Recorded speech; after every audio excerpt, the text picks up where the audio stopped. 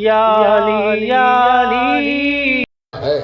ارے واہ واہ واہ واہ ایک وقت واہ واہ 40 گھروں میں جو ہو موجود، سبحان اللہ۔ ایک وقت میں 40 گھروں میں جو ہو موجود، اس ذات نے گر سجدہ کیا 7 سال تھی، 30,000 سوالوں کا جواب امام محمد تقی علیہ السلام نے دیا۔ ایک روایت علامہ مجلسی نے بحار الانوار میں نقل کی ہے۔ علامہ مجلسی لکھتے ہیں کہ جب امام رضا علیہ السلام کو زہر دے دیا گیا، آپ نویں امام مدینے میں تھے، آپ کو لے جایا گیا، کچھ لوگ لے کر کے روضہ رسول پر گئے۔ آپ 7 سال کے تھے، 7 سال کے تھے، منبر پہ گئے، اور منبر پر جانے کے بعد آپ فرماتے ہیں، کل گفتگو ضمناً میں نے کی تھی، آیت اللہ وحید خراسانی نے ایک تقریر میں امام محمد تقی علیہ السلام کے لیے فرمایا ہے کہ 7 سال کی عمر میں امام محمد تقی علیہ السلام 1,24,000 انبیاء کے علم کے حامل ہو گئے۔ میرے جملے نہیں ہیں، آیت اللہ وحید خراسانی نے فرمایا 7 سال کی عمر میں 1,24,000 انبیاء کے علم کے حامل ہوئے۔ 7 سال کی عمر میں جناب آدم کو اللہ تعالیٰ نے جو علم دیا تھا، وہ علم آدم الاسماء کلہا، کہ آدم کو تمام ناموں، تمام اسماء تعلیم دیے۔ کوئی بھی چیز ایسی نہیں کہ جو اس میں نہ آ جائے، اسماء میں ہم اسے محدود نہیں کر سکتے ہیں، دائرہ وسیع ہے، تمام اسماء تعلیم دیے۔ جناب آدم کو جو اللہ تعالیٰ نے اس عمر میں یہ اسماء کی جو تعلیم دی ہے، 7 سال کی عمر میں ان تمام اسماء کی تعلیم اللہ تعالیٰ نے امام جواد علیہ السلام کو دی تھی۔ اور پھر فرماتے ہیں کہ جس عمر میں جب قرآن میں کہا جا رہا ہے سلام علی نوح، نوح پر سلام ہو، آپ 7 سال کی عمر میں اس مقام پر پہنچے ہوئے تھے۔ جناب ابراہیم جس مقام پر تھے، ہمارے نویں امام 7 سال کی عمر میں اس مقام پر تھے۔ توجہ رہے، جناب عیسیٰ جس مقام پر تھے، ہمارے نویں امام اس مقام پر 7 سال کی عمر میں تھے۔ یوں کہہ دیجئے، آخری جملہ آیت اللہ وحید خراسانی نے یہ کہا 7 سال کی عمر میں۔ کیوں 7 سال میں کہہ رہا ہوں؟ کیونکہ 7 سال کی عمر میں منصب امامت پر فائز ہوئے۔ جب منصب امامت پر فائز ہو گئے، امام ہو گئے، تو اب سارے علوم، عالم ما کان و ما یکون، جو گزر چکا ہے اس کا علم، اور قیامت تک جو چیز آنے والی ہے اس تمام چیزوں کا علم اللہ عطا کر دیتا ہے۔ فرمایا اللہ تعالیٰ نے 7 سال کی عمر میں اولین و آخرین کا علم عطا کیا تھا۔ اور خود بھی جو روایت میں پیش کرنے جا رہا تھا، آپ منبر پہ گئے، منبر پہ جانے کے بعد آپ فرماتے ہیں انا محمد ابن علی الرضا، میں علی رضا کا بیٹا محمد ہوں، انا الجواد، میں جواد ہوں۔ پھر کیا فرمایا؟ توجہ کیجئے گا، ساتھ دیجئے تھوڑی دیر کے لیے۔ انا العالم بانصاب الناس فی الاسلاب، فرما رہے ہیں انا العالم بانصاب الناس فی الاسلاب، جو صلبوں میں ہیں ان کی بھی نسب کو، لوگوں کے نسب کو جو صلبوں میں ابھی پیدا نہیں ہوئے، قیامت تک پیدا ہوں گے، ان کا علم مجھے ہے۔ امام مبالغہ نہیں کرتا ہے۔ بحار الانوار میں علامہ مجلسی نے یہ روایت پیش کی ہے۔ کیا فرمایا امام نے؟ انا العالم بانصاب الناس، میں عالم ہوں، میں جانتا ہوں۔ کس کو جانتا ہوں؟ لوگوں کے نسب کو۔ کہاں پر ہیں؟ فی الاسلاب، جو صلبوں میں ہیں، ان کا علم مجھے ہے۔ اور پھر اس کے بعد آپ فرماتے ہیں انا اعلم بسرائرکم و ظواہرکم، مجھے تمہارے ظاہر کا علم ہے، مجھے تمہارے باطن کا علم ہے۔ وَأَنْتُمْ إِلَيْهِ سَائِرُونَ، اور تمہارا انجام کیا ہوگا، تمہارا ٹھکانہ کیا ہے، اس کا بھی مجھے علم ہے۔ اور پھر اس کے بعد فرماتے ہیں امام تقی علیہ السلام، علم منحنا، یہ کیسا علم ہے، یہ کیسا علم ہے جو اس علم کی گفتگو کی کہ لوگوں کے نسبوں کے بارے میں بھی علم ہے۔ کس کے نسبوں کے بارے میں؟ جو ابھی صلبوں میں ہے۔ تمہارے ظاہر کا بھی علم ہے، تمہارے باطن کا بھی علم ہے، تمہارا ٹھکانہ، تمہارا انجام کیا ہوگا اس کا بھی مجھے علم ہے۔ پھر فرماتے ہیں کیسا علم ہے، علم منحنا بہ قبل خلق الخلق اجمعین، یہ وہ علم ہے کہ اللہ تعالیٰ نے تمام مخلوق کو خلق کرنے سے پہلے ہمیں عطا کیا ہے۔ ہمیں اس مراد یعنی ہم اہل بیت کو قبل خلق الخلق اجمعین، قبل خلق الخلق اجمعین، تمام مخلوق کے خلق کرنے سے پہلے، وبعد فنا السماوات والارضین، اور آسمان اور زمینوں کے فنا ہو جانے کے بعد تک اللہ تعالیٰ نے ہمیں علم عطا کیا ہے۔ اور پھر اس کے بعد فرماتے ہیں لولا تظاہر اہل الباطل ودولت اہل الضلال ووثوب اہل الشک، اگر اہل باطل کی کثرت نہ ہوتی، اگر اہل باطل کا غلبہ نہ ہوتا، اگر گمراہوں کی حکومت نہ ہوتی، وہ دولت اہل الضلال، اگر گمراہوں کی حکومت نہ ہوتی، وہ وثوب الشک، وہ وثوب اہل الشک، اور شک کرنے والے شک میں نہ پڑ جاتے، شک کا خطرہ نہ ہوتا، فرماتے ہیں لقلت قولا، آج میں ایسی بات کہتا تعجب منہ الاولون والآخرون، جس سے اولین و آخرین تعجب کرتے ہیں، ایسی بات کہتا۔ 7 سال کی عمر میں امام تقی علیہ السلام فرما رہے ہیں لَقُلْتُ قَوْلًا تَعَجَّبَ مِنْهُ الْأَوَّلُونَ وَالْآخِرُونَ، ایسی بات کہتا اگر یہ ڈر نہ ہوتا جو 3 باتیں بیان کی ہیں، اولین اور آخرین تعجب کرتے۔ یہ جملہ تو کہہ دیا آپ نے، لیکن فوراً فَوَضَعَ يَدَهُ الشَّرِيفَ عَلَى فِيهِ، فوراً آپ نے اپنے دست مبارک کو اپنے منہ پر رکھ لیا۔ فَوَضَعَ يَدَهُ الشَّرِيفَ عَلَى فِيهِ، اپنے منہ پر رکھا، دہن پر رکھا، اور رکھنے کے بعد خود اپنے آپ کو خطاب کر کے کہتے یا محمد اسمت کما سمتا آباؤک من قبل، اے محمد خاموش رہو جس طرح سے تمہارے آباء و اجداد اس سے پہلے خاموش تھے۔ بس پتہ یہ چلا سب کا علم ایک ہے، چاہے وہ پہلا محمد ہو یا درمیانی محمد ہو یا آخری محمد ہو، تبھی تو نبی نے فرمایا میرا پہلا بھی محمد ہے، میرا اوسط بھی محمد ہے، میرا آخر بھی محمد ہے، وَكُلُّنَا محمد، ہمارے سب کے سب محمد ہیں۔ صلوات پڑھ دے پر محمد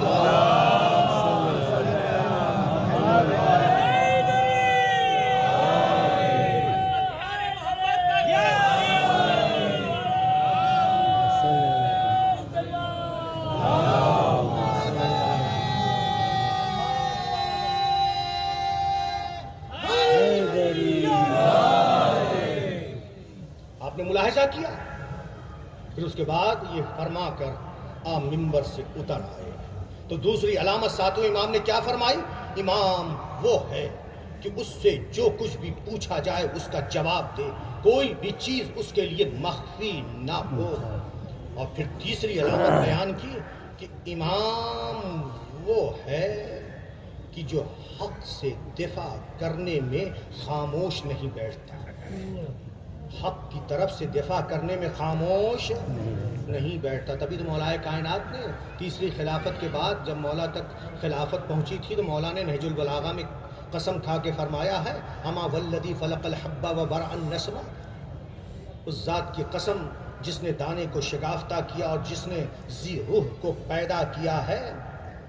آپ نے فرمایا لولا حضور الحاضر وقیام الحجہ بوجود الناصر، اگر یہ نہ آئے ہوتے جو حاضر ہوئے ہیں اور حجت تمام نہ ہو گئی ہوتی، اگرچہ ظاہری طور پر لیکن مددگار بن کر آئے تھے۔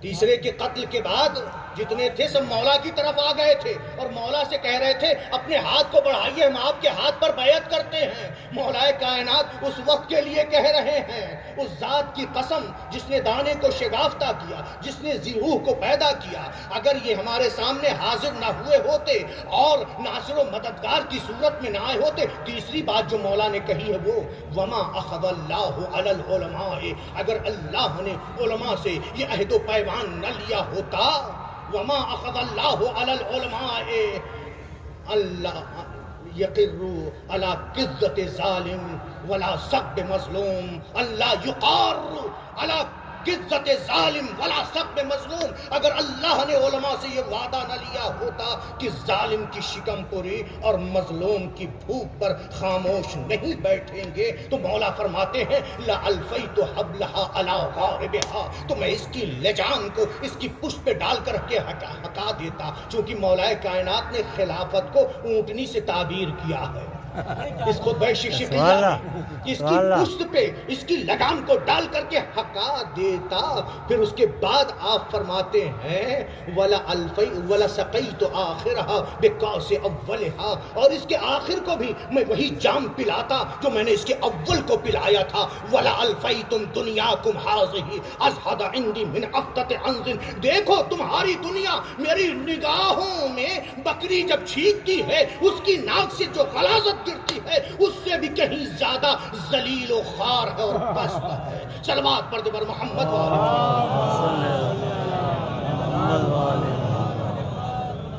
تو تیسری صفت یہ بیان کی امام وہ ہے کہ جو حق کی طرف سے دفاع کرنے میں خاموش نہیں بیٹھتا ہے، اور چوتھی صفت یہ بیان کی کہ امام وہ ہے کہ جسے حالات آئندہ کا علم ہوتا ہے، اور پانچویں صفت یہ بیان کی کہ امام وہ ہے، بات کو ختم کیا، امام وہ ہے کہ جو ہر زبان میں گفتگو کر سکتا ہے، ہر زبان میں گفتگو کر سکتا ہو، ساتویں امام نے فرمایا۔ اور پھر اس کے بعد کہا کہ اے ابو بصیر، تمہارے اطمینان قلب کے لیے، تمہارے اطمینان قلب کے لیے ابھی میں مثال پیش کر دوں گا۔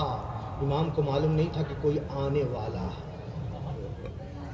لیکن علم تھا، علم نے امامت کے ذریعے سے کیا کہا کہ تمہارے اطمینان قلب کے لیے، تمہارے دل کے اطمینان کے لیے مثال پیش کر دوں گا۔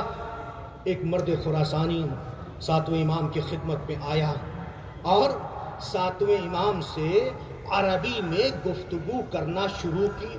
جب عربی میں گفتگو شروع کی، ساتویں امام نے اس کا جواب فارسی میں دیا۔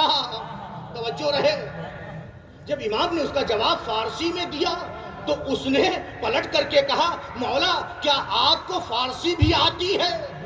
چونکہ وہ خراسان سے، مشہد سے، ایران سے آیا تھا نا، وہ یہ سوچ رہا تھا کہ امام کو فارسی نہیں آتی، لہٰذا عربی میں گفتگو شروع کی، اور امام نے اس کا جواب فارسی میں دیا۔ جب اس نے کہا کہ مولا کیا آپ کو فارسی بھی آتی ہے، تو امام نے پلٹ کر کے کہا کہ اگر میں تمہارے سوال کا جواب تمہاری زبان میں نہ دے سکوں تو مجھ کو تم پر فضیلت کیسی؟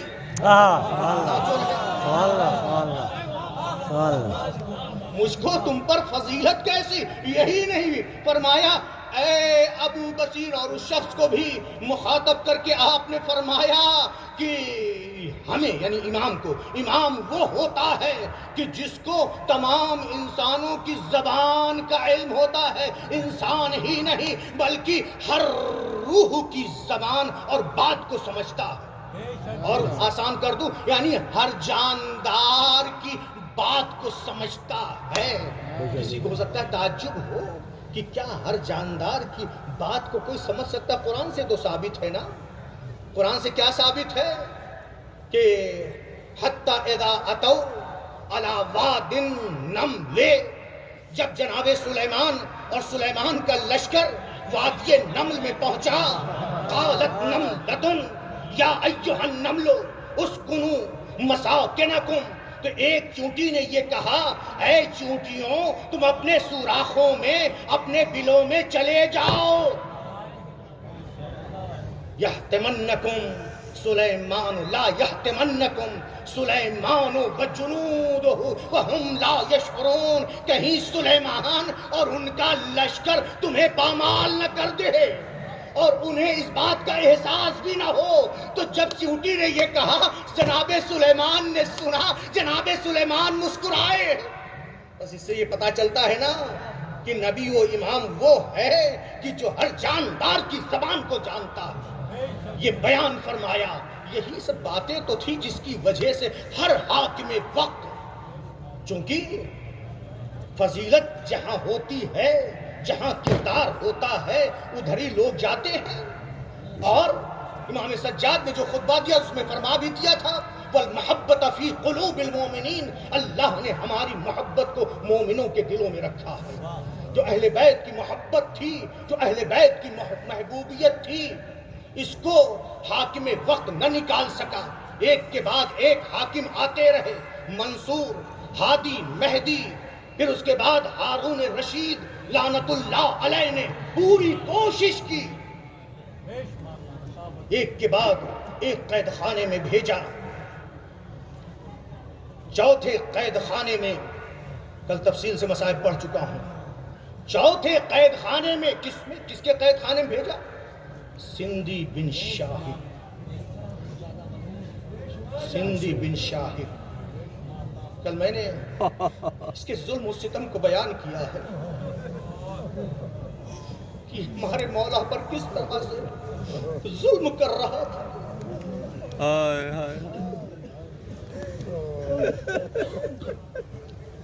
یہ ملعون جو یہ سلوات میں جملہ آیا ہے اللہم صلی علی محمد و اہل بیتہ، صلی علی موسیٰ ابن جعفر، موسیٰ ابن جعفر پر درود ہو، اور موسیٰ ابن جعفر علی المعذب فی قار السجون، قید خانوں میں جس پر ظلم و ستم کیے گئے، معذب ہے جس پر ظلم و ستم کیے گئے۔ اور پھر اس کے بعد کیا ہے؟ وَظُلَمِ الْمَتَامِيرِ، اور جس پر ظلم و ستم اندھیری کوٹری میں کیے گئے۔ کل میں صحیح ترجمہ نہیں کر پایا تھا ظلم المتامیر کا کہ تاریخ گڑھا، وضاحت یہی ہے کہ 35-40 زینوں کے بعد وہ گڑھا تھا جہاں پر امام کو اس ملعون نے رکھا تھا، نمی بھی تھی، اور ایک روایت میں ملا کہ اس نے امام کے جسم کو مٹی میں گاڑ رکھا تھا، اور یہی نہیں تازیانہ لے کر کے پہنچتا تھا اور امام کو اذیتیں دیتا تھا۔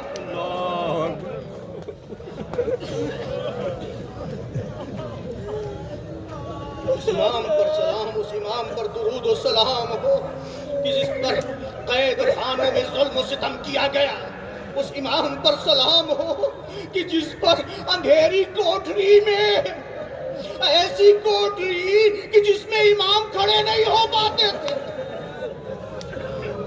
ہمارا وہ امام جو مسلسل عبادت میں رہتا تھا، اتنی چھوٹی جگہ تھی کہ امام کھڑے ہو کر نماز نہیں پڑھ پاتے تھے۔ پھر اس کے بعد جو جملہ ہے بالساق المردوز، ہمارا وہ مظلوم امام بحلق القیود، زنجیروں کی وجہ سے جس کی ہڈیاں چور چور ہو چکی تھی۔ میں نے بیان کیا تھا مرزوز کے معنی ہوتے ہیں گھٹنے کے۔ وہ 10 گھڑ سوار جنہوں نے امام حسین کی لاش کو پامال کیا تھا، جب ابن زیاد کے پاس انعام لینے کے لیے گئے تھے، پوچھا تم کون ہو؟ تو ان لوگوں نے کہا رززنا الصدر بعد الظہر، ارے ہم وہ ہیں کہ حسین کی پشت کو پامال کرنے کے بعد ہم نے حسین کے سینے کو پامال کیا تھا۔ یہی ہے لفظ رززنا ہے، رزا کے معنی ہے یعنی امام حسین پر ہمارے ساتھ نے چاہا تھا، یہ بھی معجزہ ہے کہ جو امام حسین کا جسم باقی تھا عمر سعد نے یہ چاہا تھا، جو گھوڑوں کو دوڑایا تھا 10 گھوڑ سوار آئے تھے اور حسین کی لاش پر گھوڑے دوڑانے لگے تھے، کوئی بچانے والا نہیں تھا۔ آپ نے مصائب میں سنا ہے نا کہ حر کے چاہنے والے آئے، حبیب کے چاہنے والے آئے، سب کی لاشیں اٹھا لی گئیں، لیکن ہائے فاطمہ کا لال، اس کا کوئی بچانے والا نہیں ہے۔ دیکھتے ہی دیکھتے یہ گھڑ سوار حسین کی لاش کو گھوڑوں کی ٹاپوں سے پامال کرنا شروع کر دیتے ہیں۔ ارے کوئی نہیں، ایک چاہنے والی بہن زینب ہے جو تڑپ تڑپ کے خود کو گھوڑوں کی ٹاپوں میں ڈالے دے رہی تھی اور آواز دے رہی تھی، ارے مجھے پامال کر دو لیکن میرے بھیا کی لاش کو پامال نہ کر دو۔ اجرکم علی اللہ۔ امام موسیٰ کاظم علیہ السلام کو قید خانے میں زہر دے دیا گیا، اور پھر اس کے بعد تھوڑی دیر کے لیے ساتھ دیجئے، پھر اس کے بعد سندھی بن شاہق نے علماء شیعہ کو، شیعوں کی عظیم ہستیوں کو، شیعوں میں جو بزرگان تھے یعنی بزرگان شیعہ کو بلایا، اور اس ملعون نے، اس کا مکر دیکھیے سندھی بن شاہق کا، اس ملعون نے جو کہ آپ کے پیروں میں زنجیریں تھی، نم جگہ پہ رکھا تھا، لیکن دکھانے کے لیے جب زہر دے دیا اس نے، 23 رجب المرجب کو زہر دے دیا، جب زہر دے دیا امام کی حالت غیر ہونے لگی، ناساز ہونے لگی، تو اب یہ دکھانے کے لیے اس نے شیعوں کو بلایا، بزرگان شیعہ کو بلایا، اور امام کے پیروں سے زنجیر اتار دی تھی اور امام کو ایک اچھی جگہ پہ رکھا تھا، اور پھر اس کے بعد بلایا وہاں پر، اور بلانے کے بعد کہا دیکھو دیکھو تمہارے امام بیمار ہیں، تمہارے آقا و مولا بیمار ہیں، اگر بیماری کی وجہ سے یہ انتقال کر جائیں گے تو تم لوگ یہ کہو گے کہ ہمارے امام کو قتل کر دیا، جیسا کہ تم لوگ کہتے ہو کہ سندھی بن شاہق جو ہے ہمارے امام پہ ظلم کر رہا ہے، ہمارے امام کے پیروں میں زنجیریں ڈال رکھی ہے۔ جب اس نے یہ جملہ کہا اور کہا تم لوگ لکھ کر کے دے دو، لکھ کر کے دے دو کہ تمہارے امام پر کوئی ظلم و ستم نہیں ہوا ہے، دیکھا صحیح حالت میں امام تھے لیکن غشی طاری تھی، ایک مرتبہ چاہتے تھے، چاہنے والے شیعہ چاہتے تھے لکھیں اور دستخط کریں، امام اس حالت میں جبکہ زہر دیا گیا جا چکا تھا، اپنے بستر سے اٹھے اور اٹھنے کے بعد آواز دیتے ہیں ارے کچھ لکھنا نہیں، دستخط نہ کرنا، مجھے زہر دیا گیا۔ ارے جب شیعوں نے سنا کہ میرے آقا و مولا کو زہر دے دیا گیا ہے، شیعہ روتے ہوئے وہاں سے نکلے۔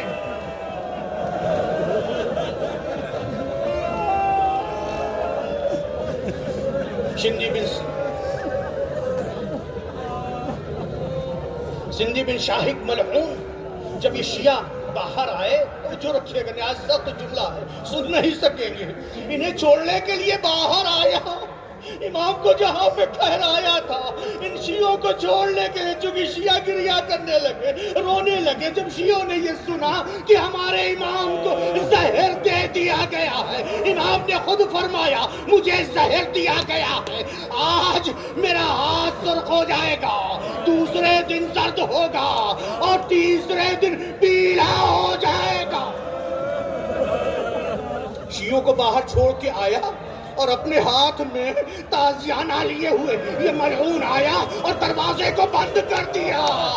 آئے امام پر کیسا اس نے ظلم کیا کہ امام طلب کر کے ایک مرتبہ دعا کرتے ہیں اللہم خلصنی من سجن ہارون، اے میرے معبود مجھے ہارون کے قید خانے سے نجات عطا فرما۔ پھر اس کے بعد 3 دنوں کے بعد جب امام کی شہادت ہو گئی، 25 رجب کی یہی آج کی تاریخ جو گزری، جب امام کی شہادت ہو گئی، ہارون شریک سندھی بن شاہق امام کے جنازے کو قید خانے سے نکالا۔ آپ